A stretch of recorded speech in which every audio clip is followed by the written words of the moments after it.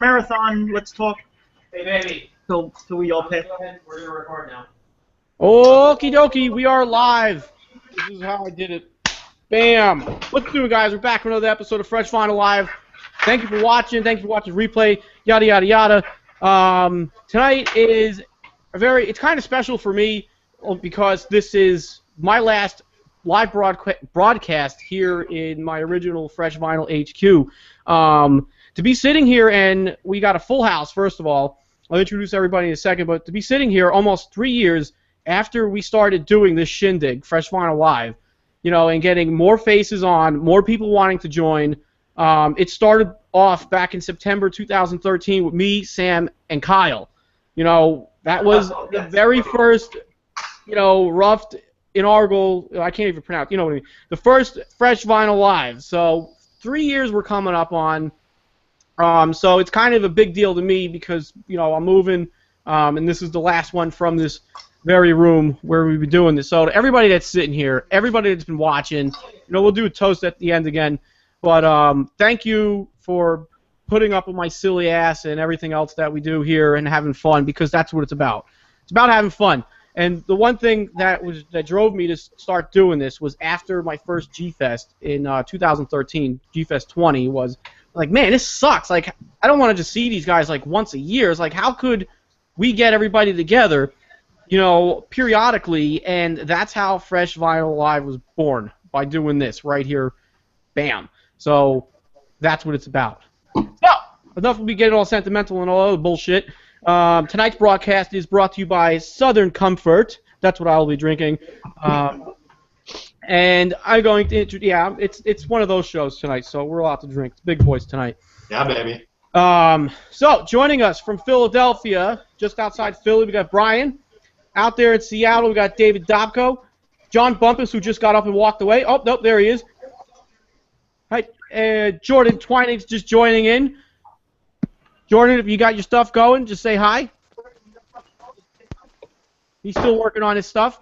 Kyle Young out there in Oregon, Kaiju Cast. Steve Saragoli down in Vegas, bam. And then making his first appearance on Fresh Vinyl Live, Tim Crane, The Law, bam. Yeah. All right, so we're going to run down the topics list real quick. Tonight we're going to talk about our newest figures, or it could be anything, you know, anything we got Kaiju related. We're going to go into briefly what new toys are coming out from X Plus SH Monster Arts, and you know, I think we really should touch base on the Yuji Sakai Banpresto, because there's some new pictures of that floating around right now on the web. We'll talk about the Godzilla 84 DVD Blu-ray, and Gareth Edwards dropping out of Godzilla 2, and then we're going to dig into our thoughts on Shin Godzilla. Okay? Does that sound like a plan? Yes, it does. Good. All right, so we're going to work our best, everybody that's out there, we're going to do our best not to step on each other, because, you know, we can do that from sometimes, but that's okay. So we're going to start with Brian, and work our way down. Yeah, we're going to start with you because you're all the way to the left of my screen. So, bam, say hi and tell us your newest toys. We want to know. New toys. I don't know. I've been kind of restrained in 2016. I got the Megaton from Vampire Robots, and yeah, that's kind of it. I've been pretty lame. I'm sure I'll remember like 4 other toys in 5 minutes and interrupt somebody else as they're talking about their toys. Yeah, I haven't gotten much. I got the Megaton, and if you haven't picked up the Megaton, I highly recommend it. It's worth the money.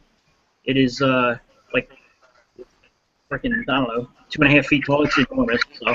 Do you have it on you? Is it nearby? Yeah, I mean, I have it. You want to get it?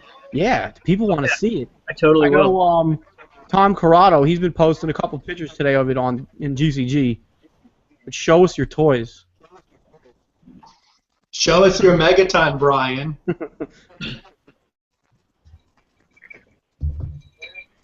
See, now everybody's being too quiet. There he is. There he is. That's okay. But yeah, he's freaking huge. So he's good. I highly recommend picking him up.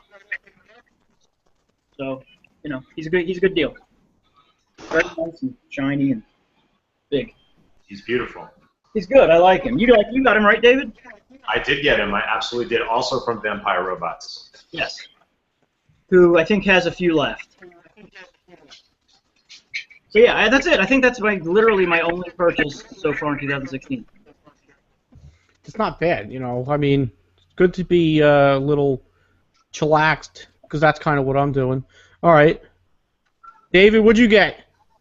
So, like Brian, I also got the Megaton, which was a long time coming. As you guys remember, it was supposed to be released in, I think, December. Yeah. Right when we got back from Japan. So I was pretty stoked because, Rich, I don't think you were with us. We went to a place. Kyle was there, of course. Went to Monster Lab. Remember? And with Jamie Davis, and we saw that figure in Monster Lab, and I was like, holy shit, this thing is beautiful. I can't wait to get home and get it. Little did I know, I just got it like a week ago. So all good things to those who wait. It is, as Brian said, a beautiful figure. It's huge. The paint spray is amazing, and I do highly recommend it. Yeah, it's great. And the only other thing I really got besides that is the reissue of the X Plus Titanosaurus.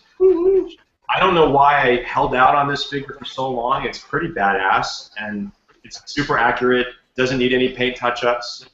I'm really stoked by it, and it's awesome. And like Brian, and I think Rich said it too, I'm kind of like not really going crazy with buying stuff in 2016 so far. I know there's a lot of stuff coming down the pipeline, but as of now, I'm just kind of keeping it on the down low as far as toy buying goes. And you know, of course, G-Fest is coming up very, very soon, and I know there's some things there that I'll want to get. But that's pretty much it for me. So yeah. All right, rock and roll, rock and roll. John Bumpus, you're up. What you got? Oh man, I got the reissues for Titanosaurus, the 30 centimeter, and the Baragon 30 centimeter as well. And the thing I've been most excited about, though, is this bad boy who's been on my wish list for a very long time.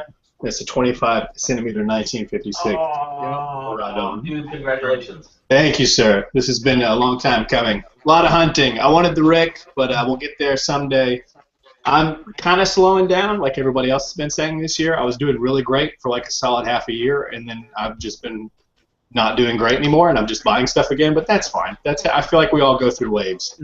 Like you'd have a really good 6 months of like, look at me being a responsible adult, and then the next 6 months I'm like poor, but playing with my toys, and that's fine. You know, that's life.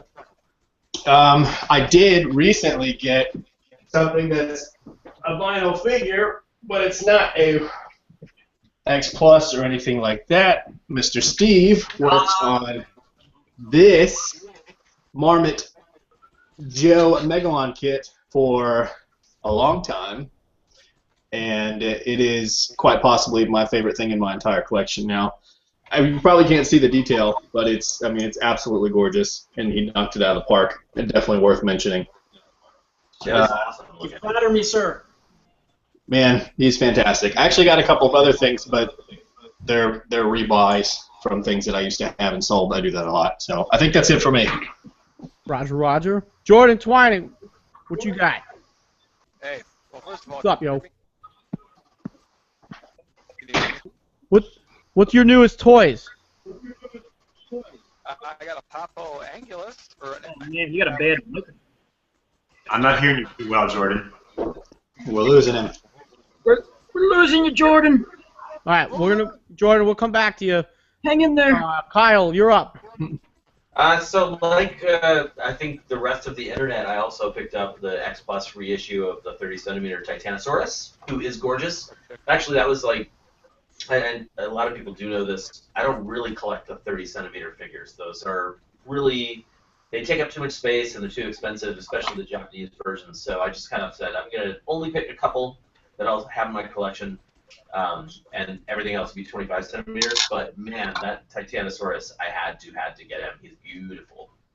Aside from that, I got the Marmot Godzilla 2000 reissue from the Godzilla Vinyl Wars series, just pretty awesome.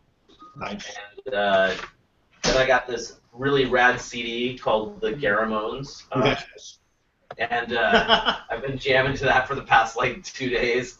It's awesome. It's like mostly Ultraman songs played by what sounds kind of like a punk surf garage rock band.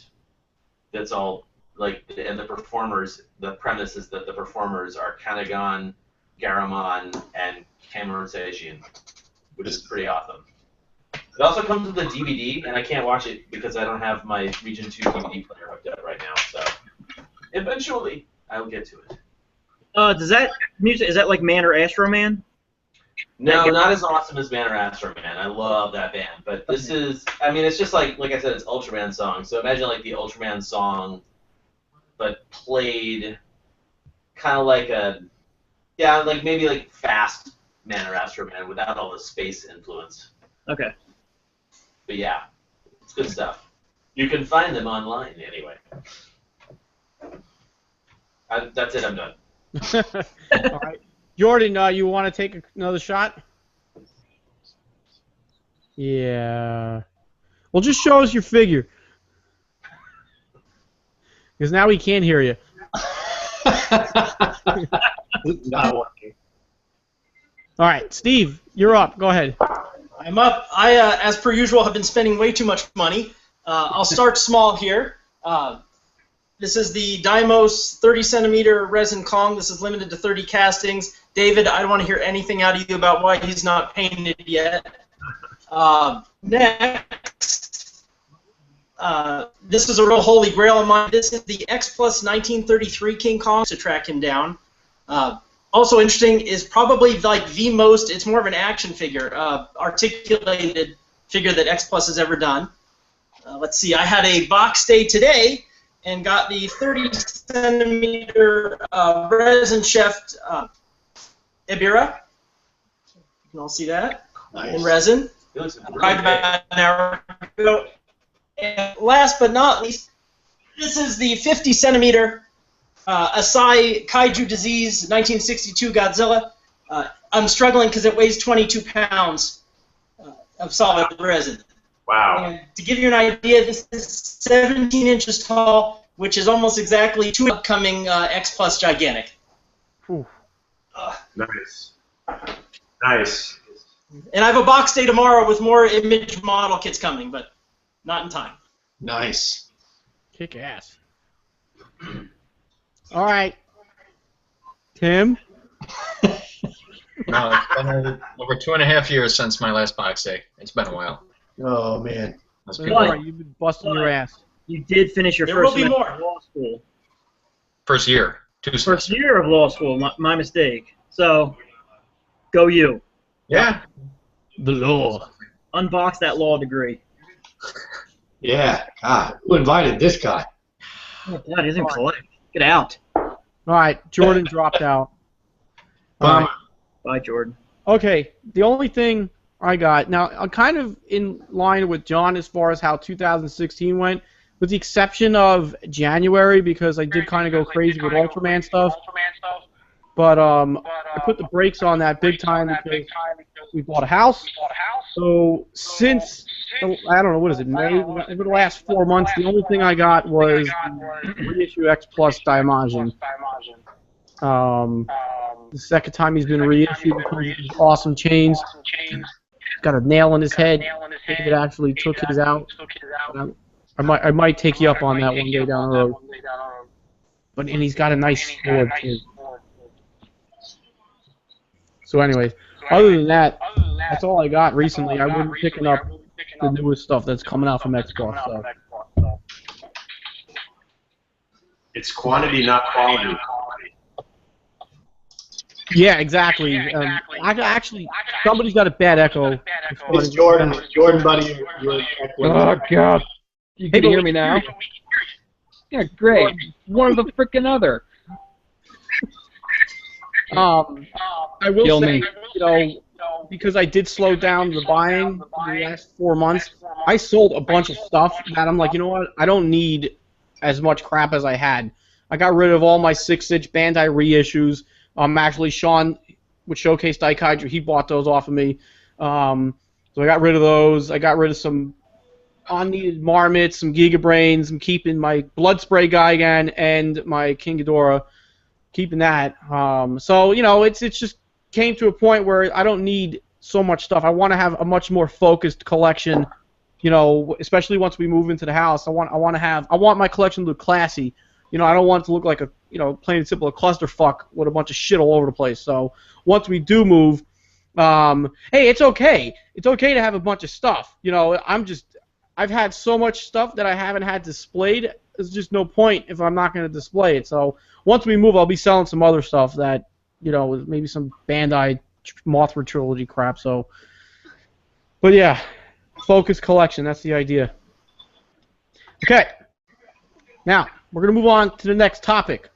Who is getting what that's coming out? We got new X Plus, new SH Monster Arts, Bam Presto, Shin Godzilla. There's some Bandai. So we're going to go back to Brian and work our way down, and anything that we're getting, let's shoot the shit about it and put it out there. I'm getting the Jaguar, the X Plus, which will actually be my first 25 centimeter X Plus figure. And I'm sort of kicking myself that I didn't get the Megalon and the Gigan, but maybe I can get one. I don't know. Maybe G-Fest prices will probably be crazy. So, but I'd like to get that, just because I love that movie. And I have the Big Marmot 64 pre-ordered, which is sort of flying under the radar. But I have that pre-ordered from Vampire Robots. I have the Diamond reissue Burning Godzilla on pre-order. Howler, I should say, on pre-order. And I think right now that's it. I mean, I'm kind of curious to see what G-Fest is going to have, or whatever exclusives they may have. Would be cool. Otherwise, I've definitely, like I said earlier, I kind of just have slowed down there. You reach a point where, like, how much room do I have anymore? And I had made a list like 2 years ago of like everything I wanted, and I think there's 5 figures left on the list. So, I'm pretty good at this point. Yeah, so. Next. Bam. David. So, yeah, it's like you guys were all alluding to. It's like basically my collection room is pretty full, and I'm at the point now where I'm almost one in, one out. And I really had a hard time finding a space for the Megaton because that sucker is big. Yeah. So, anyway, I am getting, of course, the beautiful X Plus 62 gigantic that a few of us had the privilege of seeing in Japan, and we talk about it for so long, which was really hard to not talk about it because it was so exciting. But yeah, that's on its way, and I did settle for the standard version of that. Oh, Steve, I did also get what Steve has, the Diamos 62 King Kong, which is a great kit too. I've wanted that for a long time. I forgot to show you that. I'm regretting not getting the 30 centimeter Paragon reissue because it comes with the 2 heads, which was sort of a surprise to many of us, including me. Oh yeah. That really is cool, and at some point I may track that one down if I can find one for a reasonable price. But basically, that's pretty much it. The 62, and just saving a little bit of money for maybe some odds and ends at G-Fest like lobby cards. I'm looking forward to seeing what Sean from Showcase Collectibles has as far as like vintage lobby cards go, because that's kind of what I'm into now. And yeah, really not that much that I've pre-ordered, which is kind of good because my my Kaiju buying PayPal account is pretty low right now. So so yeah, that's where I'm at right now. All right. John? Yeah, well, I don't want to say the same thing everyone else is saying, but man, I've sold so much shit in the past 2 years. I had 600 something figures. Holy shit. 2 years ago, and I feel like all of us, the reason we all love this chat and we're so passionate about it, we all obviously have huge collections, or did. Tim, jeez. Tim sold a ton of stuff too. He had just about some of the best stuff you could find as well. I think we've all hit that point where it's like, I've got all the shit I love, I've only got a certain amount of room, and so I sold a lot of things recently that I got way too many messages from people being like, "Why are you selling these things? These are very rare." But like Rich said, the more focused something is, for me, I'm kind of OCD, though you wouldn't be able to tell by looking at this, believe it or not. It's actually all very organized. And I've really come to love the X Plus stuff more than most things. So really right now what I've got is either going to be a vinyl kit or X Plus or Marmot Monster Heaven. And as far as things coming up, definitely getting the 62. King Gogoji is my favorite suit. We saw that being sculpted in Japan in the studio, and that was an incredible experience. So we didn't know when it was going to hit, and it finally got announced, and it's been amazing. I'm going to get JJ just because I love that pose of the 25 centimeter, one of the two poses that they're releasing him in. And I've got the 30 centimeter Billiken kit, which is a favorite Jet Jaguar of mine, but I mean, you can never have too many JJs. So I'm going to get that one as well. And I'm skipping Batra. I'm not really a Heisei person, as I've been very vocal about, sure. And I don't know. There's a couple more things that I've got my eye on, but we've still got a bunch of Diamond pre-orders coming. I'm definitely going to get a couple of the 30 centimeter Godzillas when they hit, like the 84. It's going to be great when that's finally reissued. And I'm looking forward to getting the Kiryu reissue because I've got the Wonderfest. I've got which one do I have? I've got both actually.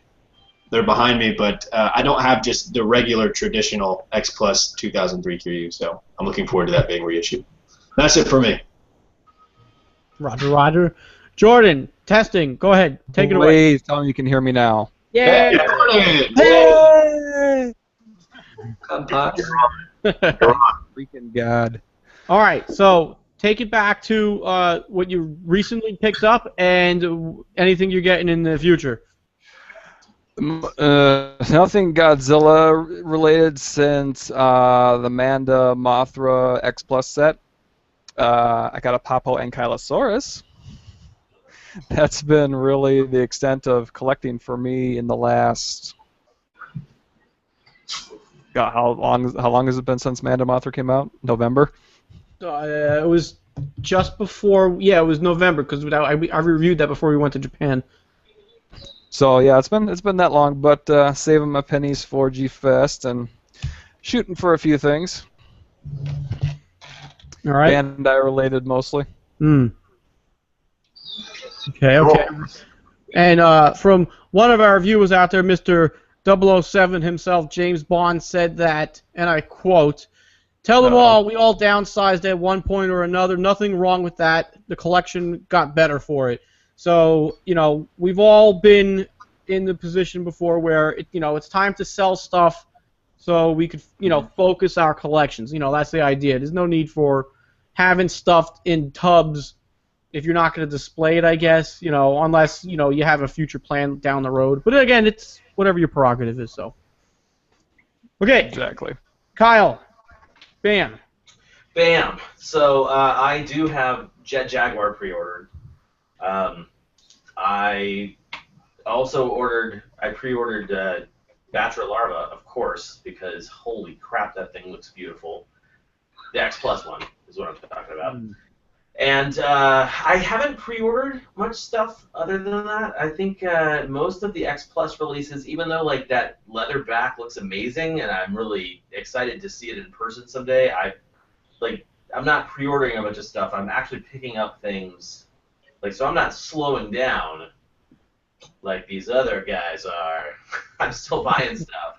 But, it's the older stuff that I've been wanting for a while. Kind of like what Brian was talking about earlier, where he has, a list. So I'm sort of going through my list, knocking things off. So, I was in Japan last month, so I bought a bunch of stuff when I was there. And, yeah, it's I can't wait for the future and more of these awesome toys to come out. But right now, it's just Batra and Jet Jaguar, I think, that are pre-ordered. And the 62, right? No, I'm not getting the gigantic. Nope. You're not getting it? Not getting it. I treasure seeing the sculpt in person. I treasure it beyond anything else that I can think of right at this second. But I'm not a huge 62 fan. You mentioned going to Japan, and that's kind of a one of the reasons why I sort of have slowed down collecting, because the goal right now is to just go to Japan. You know what I mean? So, $250 for a figure or $250 towards going to Japan. Absolutely, man. I really want to go to Japan within the next 2 years. Yeah, last year I put myself on a hiatus, so I stopped buying figures. There were a couple that like trickled in, like pre-orders, that I was like, nope, I just fucking have to have that. Sorry if we're not dropping f-bombs, but the hiatus like essentially helped me save money for the Japan trip last year. It was amazing. Yeah, that's what that's my goal. So. Yeah, man. I sold a bunch of stuff when we went to Japan last year. It's worth it. Mm-hmm. Yeah, I would sell. Like, honestly, if I had to sell my stuff, I just would. Brother, I see my mom. 3 Japan trips just behind you. Yeah. You wouldn't even have to sell all of your stuff. You could sell maybe 5 things, and that would be your plane ticket. That's what I did. Yeah. I mean, I literally sold a handful of figures, and then we went to Japan. Mm. It really weirds people out that aren't in this collecting fandom like we are, just how much some of this stuff is worth and how quickly and easily you can sell it and get that money. Just on the turnaround is insane. It slowed down a lot this year, but God, last year I sold a lot of stuff. Tim, how much did you sell, if you don't mind saying? At the end of the day, when I sold my entire collection, I had about $16,000 that I used to pay off my student loans and put some towards my first year of law school, so that I didn't have to borrow for that. There it is, man. That was years of collecting. Obviously, you don't just go out and spend that kind of money. It takes a long time, but it was totally worth it to sell. Check out that serious adulting from that little child. All right, Steve, what do you got coming up? Like everyone else, I usually go through a little selling phase right before Comic-Con. I do San Diego Comic-Con instead of G-Fest usually. I haven't been to G-Fest in 15, 16 years. So, yeah, I know I'm working on it. We'll see. But, some of you know me on this panel really well, some better than others. And I have I've lost count at this point, but it's a little over 20,000 toys on display in the house. My wife is an extremely tolerant woman. So, yeah, we did the math once, and it was like a little over double what I've spent on the house. Wow. For the toys, so a little embarrassing. But what I have on order, unlike the unwashed Kyle, the 62 is the greatest suit ever. So, of course, I have the gigantic on order, and Jet Jaguar. And before Brian, throws something at the screen, I do have, of course, the SR 1954 and GMK on order, because I do love that line. And I've been buying lots of model kits lately. I'm trying to get into a cycle where I'm going to slow down a little bit taking kits in. I right now have a backlog into late 2018. So I'm hoping by then and into 2018, I'd like to build some kits for myself. So I'm kind of on a kit buying phase at the moment. Awesome. Relate to that. Tim? Obviously, I'm a few years away from any kind of income that would allow me to spend on this, but my number one goal once I get out of law school, depending on what my job situation is I'd like to, number one, go to Japan, make that happen. But after that, as far as like long-term collecting goals, personally, I'm much more interested in like vintage figures and even some posters. And if finances allow me, that's the kind of stuff I would like to collect. Things like actually from the era of the 60s Godzilla films that I love so much. Yeah.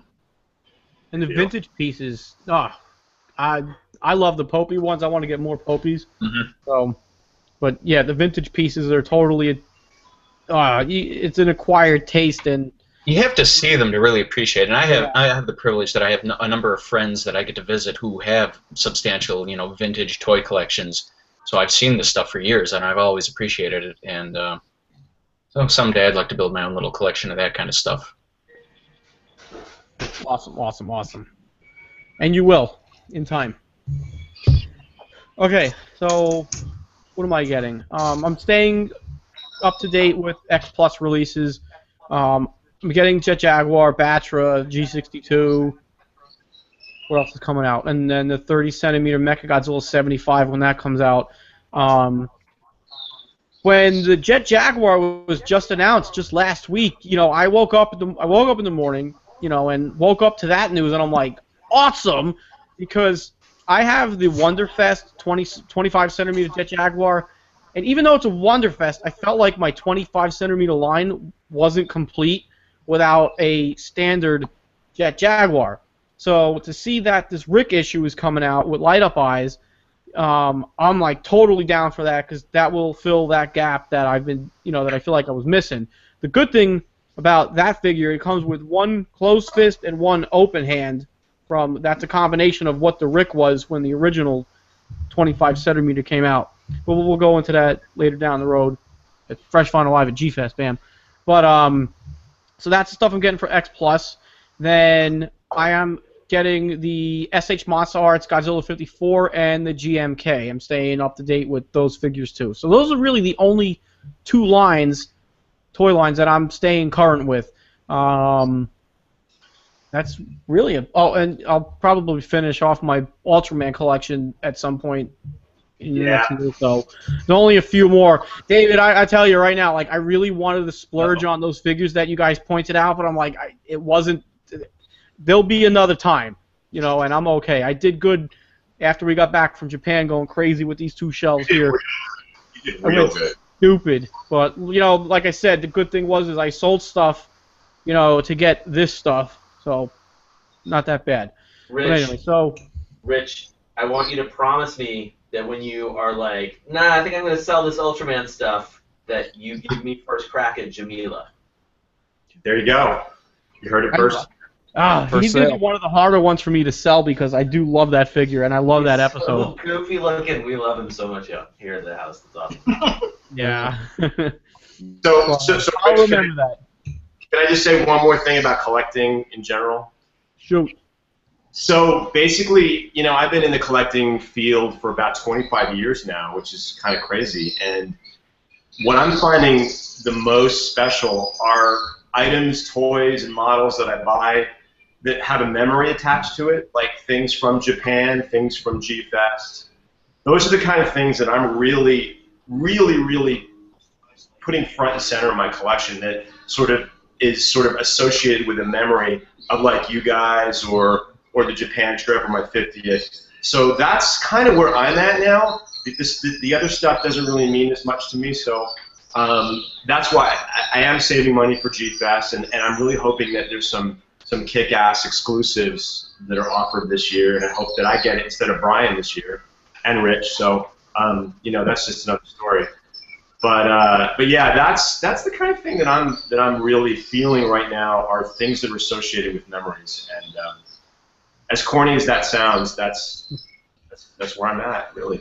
It's not corny, man. Yeah, exactly. It's not. It's holding on to that sentimental value of the things that we love so much, and that's why we're sitting here right now, talking about, all these interests that we have together. So it's nowhere near corny. Cool. That's why we do what we do. Yep. Right. Memories make the heart of me. Yeah. I love that. That needs to be in a Hallmark card if it's not already. We'll make one together with all of our faces. Getting all sentimental in here. Okay, so we're going to move on to the news that came out just in the past few days. The Godzilla 84 DVD and Blu-ray coming out from Kraken. This has been a long time coming, because fans have been begging for this DVD or / Blu-ray to come out, because it's the only one that has not been released here in the United States. The only way to get a legit copy is if you bought a copy from Japan. I have the Toho Blu-ray, and I got that 3 years ago. So it would be nice to add an American copy to it. But now, correct me if I'm wrong, if whoever knows the answer. Based off of what I've read from various articles, August's website, whatnot, that it's supposed to be Japanese language with English subtitles with the original Japanese version. Is that what it is? Correct. And also the international version. Yeah, the international dub is what we get on there. So you don't get Godzilla 1985. That's actually why the cover doesn't actually no Raymond say Burr. Godzilla 1985 on it. It just says Godzilla 1984, because technically that's when that movie came out. Okay. I've never seen the international dub. Have you guys seen it? I I have it. Go ahead. I have it. It's like on par with the dubs that we've got. It's not very good. I like if I'm gonna watch it, I'd rather watch Hong Kong actors. Yeah, but it's not fun like Godzilla vs. Gigan. It's very. No, I just mean like after 1980, the dubs got to be a certain way. Like so, actually, the closest dub style is if you've seen the dubbed version of Godzilla vs. Biollante. That's what. That's what Return of Godzilla is. Yeah, it is. And same crew. Yeah, I'd rather watch the Raymond Burr version if I'm gonna watch it dubbed. Which is what I'm watching right now. You know, going on along with this topic, Brian, you know, anything to add for that release coming out, being that you've already have the dub? Yeah, I'm pretty psyched about it. I don't really like the Return of Godzilla. I think it's kind of slow. It's kind of interesting because it's a lost Godzilla movie, I think, for a lot of people. I think there's a ton of people that are probably, you know, like under 30 that have probably never seen it, which is weird to me. I saw it in the theater because I'm an old guy, but I saw Godzilla 85. Like, if it had Godzilla 85 with Raymond Burr as a bonus, I would be much more excited because I really, really like that version of the movie. It's kind of silly compared to, like, some of the changes are unnecessary, and it kind of takes some of the seriousness away from the Japanese version, but it's also much faster paced than the Japanese version. So to me, it's kind of it's the one I grew up with. It was the first Godzilla movie I ever saw in a theater. I saw it before I saw, you know, like Destroy All Monsters. I saw it before I saw the original Godzilla. So it definitely holds a special place for me. So I wish they would release that. Although I'm not going to complain. I'm definitely going to get this. I just don't know how often I'll actually watch it because it's kind of dry and, like I said, I just prefer the 85 version. Thanks for making me feel old, Brian. I saw it in the theater too. Oh, did you really? Yeah, All right, David, you gonna pick it up? Yeah, I'm gonna pick it up. Like I'm sort of with Brian on this one. I love it and I hate it at the same time. I like the design of Godzilla. I like that it's a reboot, as it were, sort of the series, and I like it for that aspect. I think that it is super slow, and but it's 50-50 for me. And I've never seen the international dub, and typically I hate international dubs of any of the Godzilla movies. I'd much prefer the American international, like Titra studio dubs, or the original Japanese. The international dubs are kind of throwaways for me. So I'm not looking forward to that aspect of it, but it's a cool movie. I like Godzilla, and I will definitely pick it up. And I hope there's some good special features on it.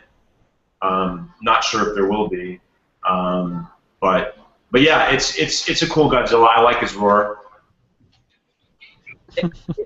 Just to add another, there's a certain segment of Godzilla fans, that always want this dark and brooding Godzilla.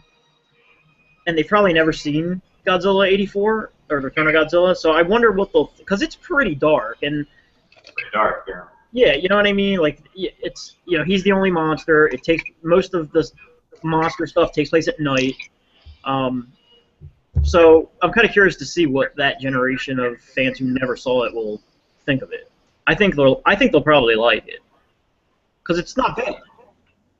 I mean, if there was some fan out there who actually edited out some of the boring parts and some of the special effects that are a little bit shaky, I think it would be a spectacular movie. I mean, it's definitely got enough good things in it to make it like one of the better movies in the Heisei era, as far as I'm concerned. Of the Heisei era, are you kidding me? You say it's the best?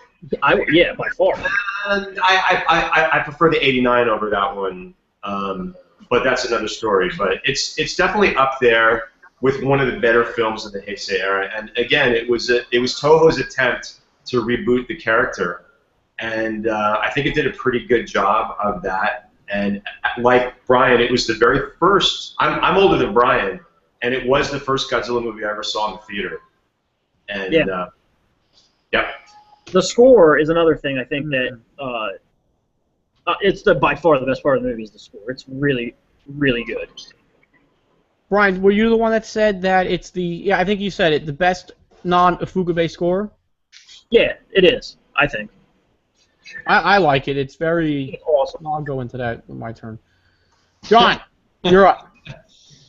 Yeah, like everyone's been saying, it's the uncut Japanese language version, which is going to be really cool for a lot of us to see. I haven't seen that version since a bootleg videotape that my dad got from a friend, which sounds like a very strange drug deal now that I'm an adult and think back on it. And it's the Toho English dub, and if you're interested in this release and really excited for it, the best thing you can do is go read Sci-Fi Japan's exclusive coverage. They've got a ton of information on this on the site. And just for anybody who's not aware, it's coming out soon. The release is September 13th, 2016, and it's for the Blu-ray is just going to run $15, and the DVD is only going to be $10. It's $14.98 and $9.98. So it's going to be a really great deal for something like the last time I've seen any version of this film is I hit up one of our friends that's on this panel. I won't point fingers since we're broadcasting for a bootleg version, and something that all of us really don't like to support, but I mean, this movie's been tied up in legalities for so long. There's been no other way to see it for decades, literally, in the United States, unless you still have your old VHS of the 1985. But I got rid of my VH player so long ago that I wanted a DVD. So now to get it on DVD and Blu-ray is really exciting, but I do really wish that the 1985 version was included. But there are still ways around to see that movie pretty easily. This is a much more rare, intact, and to me meaningful. So I think it's been really cool for all of us to be able to watch it, and hopefully it'll spark a lot more conversation about this movie, because I feel like it's one that gets glossed over a lot in the fandom and doesn't get a lot of credit.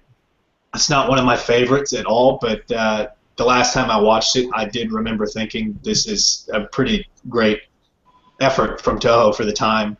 And one of the coolest things about Returns or 1984 to me is that there's only a 9-year gap between Terror of Mechagodzilla and this film, and that's almost, I mean, that's pretty much a decade. But the stark contrast between those two films is amazing, not just from a technical standpoint, but from a storytelling standpoint. The suit, the 1984, to me even looks like a newer, meaner, more realistic version of the 75. And it's just they took everything that worked to them about the character and just made a really somber effort to reboot the franchise. And for me, that's the reason that the only Heisei films I ever bother with are 84, 85, and then Biollante, which is my favorite by far, and then Destroya, just because I love that film. And all the in-betweens, the Versus movies, don't do anything for me. They're just like big cartoons, and they're just loud and poorly made. They're still fun. I loved them as a kid, but there's something about the 1984 film that I think it's one of the best in the series, and I think it'll be really good, like I said, for it to become a discussion piece in the fandom again, because I feel like it's been gone for a long time. So I'm looking forward to that. Boom. Very well said. Very well said, actually. A lot of good points. Jordan, picking it up, 84? Oh, I will definitely be picking it up. I think overall it's the last one, well, definitely the last one I need for DVD. I never got any of the Japanese versions or anything like that have been out. And, because, yeah, I'm looking at Godzilla 1985 on my DVD shelf right now, just sitting there in a little VHS box. And it was one of the first Godzilla movies I ever saw. I mean, I saw King of the Monsters when I was 6 years old. And I grew up in a town of like 1,000, 1,200 people. And going to my video store in town, it's like, hey, you got Godzilla King of the Monsters, you got Mothra versus Godzilla, you got Godzilla 1985, and I think Godzilla versus Monster Zero. And that was pretty much it. And so this is one of the first 4 Godzilla films I ever saw growing up. So this one definitely holds a special place for me. And I'm really looking forward to seeing the international dub and the just the plain Japanese version, because I had never seen that before at all. I've only seen Raymond Burr Godzilla 1985, so I'm really looking forward to picking that sucker up come September. All right. Kyle? Oh man, somebody set a timer and cut me off at 2 minutes for talking about this. Yes, I am absolutely going to be getting this. I already have, I will proudly say I already have a bootleg version of this movie. I've had the bootleg version of this movie for decades now. It's the very first Godzilla movie I saw, like a lot of Godzilla fans out there, and I have a deep place in my heart where I love this film so much because of that nostalgia feel. That whole thing where a lot of people have it with Megalon. They're like, yeah, I don't care that it's a poorly made movie. Like, it's just like they love it so much. That's how I feel about Godzilla 1985. So I'm definitely picking it up. And if anybody out there wants to see me talk for over an hour, I think, about this movie. Right, everybody? No. Anyway, so I was on Nick Holding's show, The Monster Report, and we talked about Godzilla 1985 for about an hour. Kyle, I don't want you to think I love Godzilla 1985. I was just messing around, dude. So I'm looking at your message over here. You're like, dude, so I love Godzilla. Godzilla 85 might be in my top 10. It's definitely my top 15. I prefer it to The Return of Godzilla. No, I completely agree. What David was saying earlier, not to continue talking about this, but David said if you could have a fan edit where you sort of cut out the boring parts, like basically David sort of described Godzilla 1985 for me in talking about what he would like to see in Godzilla Returns. They chopped out a lot of the stuff that I thought was like a little stale, maybe a little slow, maybe and then, of course, they added Raymond Burr and the Army dudes and the Pepper Machine.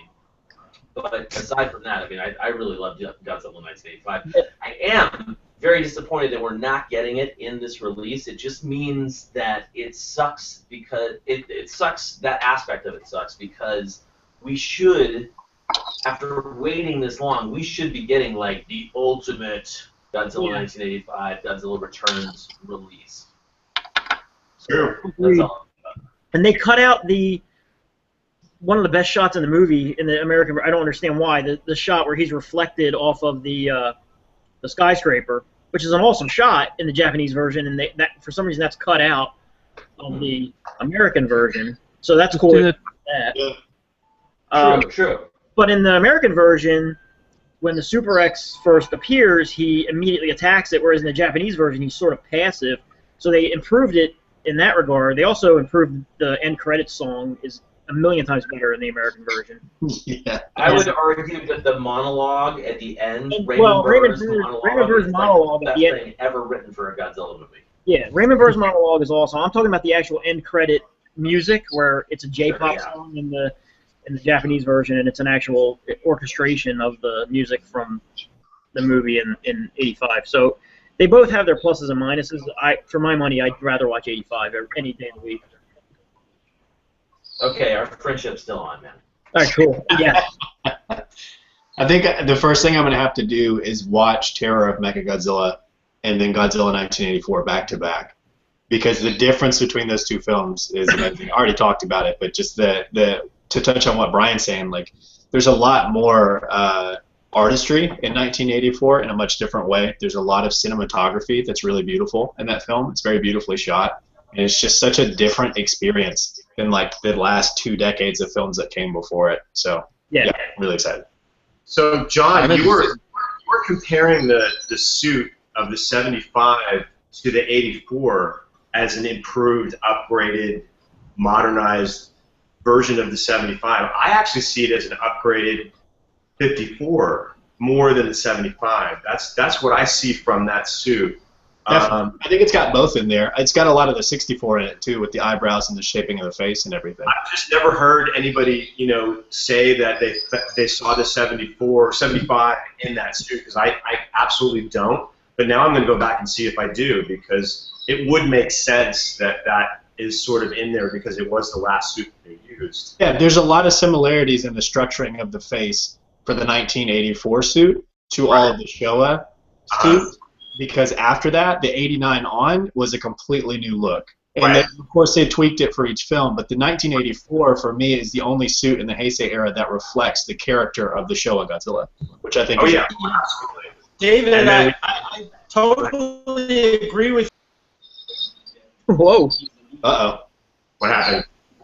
Are we losing Steve? Yeah. No, I got you, Dave. I was just going to say, for me, that was always the upgrade to the 54 suit because he got the ears back and the fourth toe Yep. that the That's 54 right. had. And the roar is more of I was a young. more type roar than the ones that they had throughout the whole show series. And I actually really like that roar, and I guess we could talk about that later on when we talk about the Shin Godzilla, because curious to see what roar they're going to actually go with for that film. Yeah, hopefully not the one used in the trailer. Yeah. I think we can all agree on that. It needs the 84, 54, Yeah, big time. 91 Yep. roar. I think that would be a good choice for them, but we'll see. You never know. Oh, I just got a message from James saying that they should use the G2014 roar. Oh, they should. Oh, David is not pleased. You know, James has to go there all the time, man.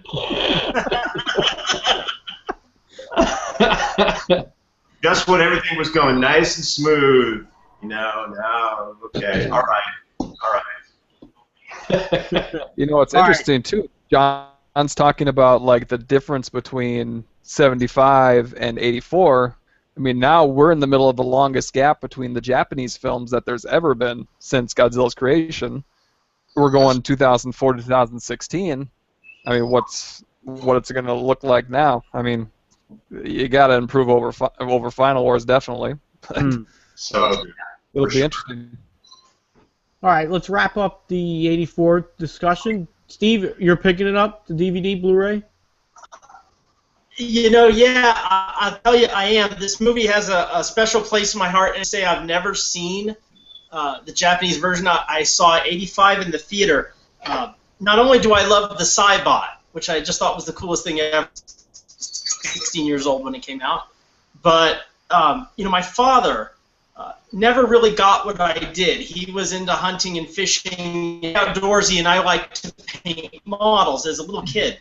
And he never really got it, and I was very relieved that at the time he passed, that he really appreciated, where I had come with my model career.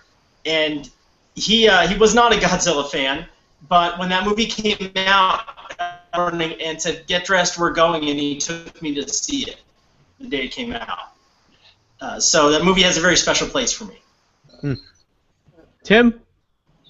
Well, yeah, I'm old enough that I'm sort of in between the two generations of Godzilla fans. You know, the older generation for whom the Showa films were the newer films, and the millennial generation for whom the 90s versus films and the Millennium series films are the newer films. You know, I started watching Godzilla movies in the early mid-90s before a lot of North American fans even knew about the 90s versus series. So to me, I grew up watching the Showa films on like TNT, Monster Vision, and things like that. So to me, Godzilla 1985 and Biollante, they were the new Godzilla movies, and I've seen them many, many times. Although, yeah, it's a little disappointing that we're not getting the Raymond Burr version of the 84 Godzilla film. At the same time, I'm still, really pleased that we're getting the Japanese edition on a domestic release.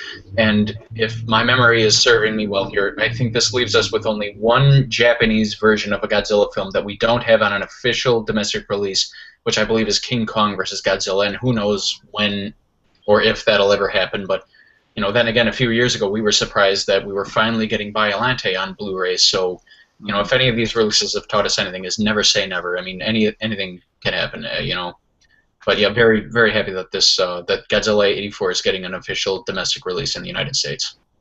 I think we'll get King Kong versus Godzilla in 2019 or whenever the hell the remake comes out.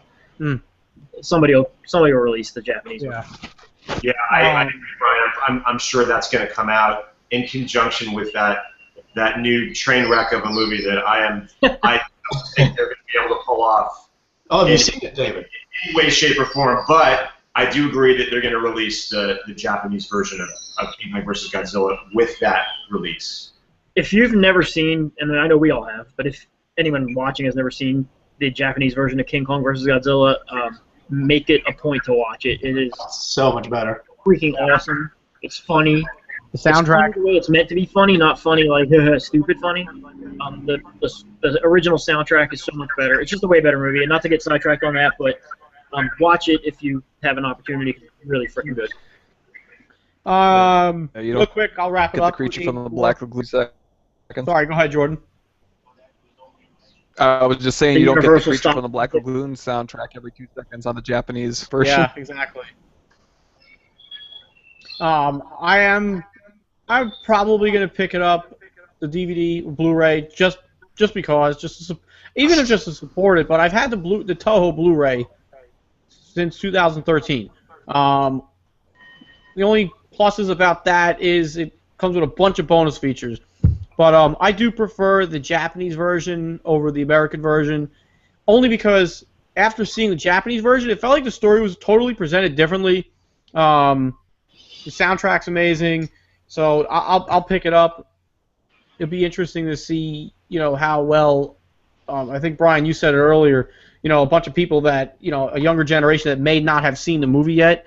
Because lack of VHS players or just the know-how to get the film. So Lack of being born. yeah. So it'll be good. It'll be good. It'll be good. So bam. Dr. Pepper. Make sure you drink your Dr. Pepper. Yes. Yeah. Okay. Next topic. David, if you got to walk the dogs, maybe now's the time. We're gonna Gareth Edwards has dropped out of the director's chair. Are you kidding me? He's gonna love talking about that. Okay, I'm open for the criticism. Believe me, I'm all for it. How about this? Let's go backwards this time. We'll start. We'll go Tim, and then et cetera, et cetera. Gareth Edwards steps out of the director's chair for Godzilla 2. That's supposed to come out in 2019. Now that it got pushed back. Yeah. Honestly. Shoot me, I don't really care. That movie it's great for what it is, but it just doesn't hold the sweet spot in my heart like not Robert Downey Jr. Godzilla 64 does here, or anything else that what Godzilla is, what we grew up with, and everything that we know Godzilla for. So I'm not really losing any sleep over Gareth Edwards being taken out of the director's chair. I'm not really going to lose any sleep about them pushing the movie back to 2019. I really don't care. I mean, I don't know. It's just, I don't know. Way to kick us off with the bang, dude. I know. That's how you really. I mean, it's a Hollywood popcorn film, which 2014 was. It worked for what it was, but like I said this a while ago. You put Mothra vs. Godzilla on the table on DVD and Godzilla 2014. I'm gonna pick Mothra vs. Godzilla. I know my Godzilla, so. But when they pick a new director, I hope they bring somebody in that has a vision. That pays respect to what the source material is, what Godzilla is. So that's really my 2 cents. Tim? I mean, I think it was the second time that I flew out to Long Island to visit Mike Russo and Greg Cordero in early 2012. We were talking about some of the delays that the American Legendary Pictures Godzilla had already sort of encountered, and we were wondering if it was ever even going to be made. And 2 years later, we were all in New York, Times Square, and we saw it. And it's an okay movie. It's not particularly good. It's not particularly bad. It's okay, and we had a good time. And if the sequel gets delayed a year, I really don't care. I'll judge the movie when I see it, and it's the same attitude that I have about the new Japanese movie. I'll have an opinion when I see it. Until then, all we can do is conjecture. I mean, so that's my attitude on it. Spoken like a true lawyer. It's all hearsay, Your Honor. I object. You're overruled. What's up? Go ahead. You're next. Oh God. I'm up. Yeah. I'm happy, honestly, that he's not making that film. I like a little more Godzilla in my Godzilla movie. I'm sorry, that's just my opinion. Amen. Every time they start to fight, the camera cuts away, and I get to kind of hear about what's going on, and so I really hated that. I didn't like Gareth Edwards' explanation that, in the movie Jaws, you don't see the shark for the first hour. Well, that's great. I love Jaws, as most of you know. And after that first hour, I get plenty of the shark. Because I have issues with the design. I didn't hate the film. I like it for what it is. I think that if you were to give it to someone like Guillermo del Toro or Robert Rodriguez, I think we'd have a lot more fun movie. So we have Shin Godzilla in the meanwhile to hold me over, and we come from an era where, like you said, we're waiting 8-9 years between movies now. So waiting another year or two is not going to bother me. We all got to stay alive. Yeah, right. All right, Kyle. Trying real hard to have another heart attack over here. Yeah, I'm actually very happy that Gareth Edwards is not going to be directing it. I'm not going to even really talk about the 2014 film, except to say that I don't necessarily think it was a good idea to have him be the director for that film. And I remember saying that back in the day, like when they first announced him, I was like, but he's only done one movie and it was an indie film. And I understand that there were financial reasons for them pulling him onto that project, and he created a commercial success with Godzilla 2014. However, the writing and the directing of that movie, in my opinion, are the two sins that were committed with that film. I don't even really care about I mean, obviously I'd love to see more Godzilla, but those two, directing and the screenwriting, those are what make you care about those characters. Obviously acting as well, but we knew that we had good actors in it, maybe not so much with Aaron Taylor Johnson. Anyway, I'm talking about that movie. I don't want to do that. I am looking forward to someone new being chosen for the next Godzilla, and I'm okay with that. Now, if only they would do the same thing, and if only somebody would hire Max Borenstein away from Godzilla 2, I'd be happy with that. And that's all I'm going to say about that. Bam. Okay, Jordan, you're up. Gareth Edwards leaving the project. Kind of happy about it. It doesn't really bother me either way. I mean, I'm happy to get some fresh blood in there. I mean, as long as it's not like Zack Snyder or somebody like that, or Michael Bay. Yeah, we could do without that as well. Definitely more explosions. Yeah. So as long as they pick somebody decent, and I mean, as long as Godzilla's still being brought to the consciousness of America, I mean, it sounds good to me. I just hope they give him some more screen time and don't misrepresent the film in the trailers that you actually see in the theater. Because I was highly disappointed that he wasn't the nuclear terror that they were presenting in the trailer. The trailers were deceptive, I feel. Yeah. They were very deceptive about the final product that we ended up getting. Exactly. With the Robert Oppenheimer quotes, I was very excited, and then we get Godzilla that pops here and there with Muto as the big star of the film. So as long as they don't misrepresent the film and give us something better with Rodan, Mothra, King Ghidorah, whoever shows up, just do it better. Yeah. Please. No more Aaron Taylor Johnson, please. Oh, ugh. I realize we're not just critiquing Godzilla 2014, but in my opinion, the real flaw, amongst other things, is when Godzilla showed up on Hawaii, we should have gotten a full-scale fight between him and the Flying Muto, and just enough of the Jaws crap. We've seen Godzilla for 6 years. We know what he looks like, so you're not surprising us. Show us a fight. Like, that's why we're in this theater. That's why we came to see the movie. Not that, Mommy, look, dinosaurs crap. That was stupid. Yeah, right. Tim, as stupid as that was, he goes to lock up in San Francisco with the Muto again, and again they cut away and close the doors on the shelter, and we don't see it. Yeah. And the Mutos have no personality. I mean, you look at every Toho monster that's come out. It's got some form of personality. I mean, the one that has the least personality is maybe Orga. And this thing had maybe a fraction of that, if that. Just some generic insect-looking monster. Hey, that's not to bring up Pacific Rim, but that's a problem I had with the Mutos. and also Pacific Rim because I feel like I cannot relate to those kaiju whatsoever. Yes. So if we had a subtopic, I really don't care about Pacific Rim 2. So anyway, moving on. I'd see it. Yeah, I'd see it, but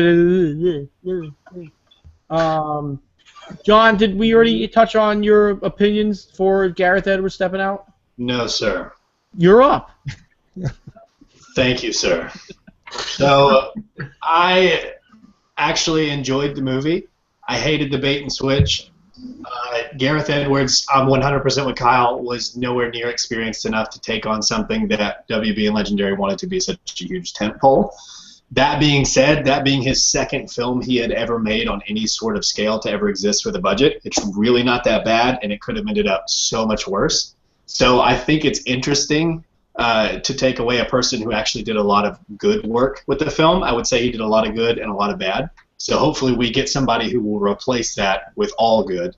My wish list of directors are all taken up with huge franchises. I would love to see Rian Johnson do a Godzilla film, but we're getting Star Wars from him instead, so I'm not upset about that at all.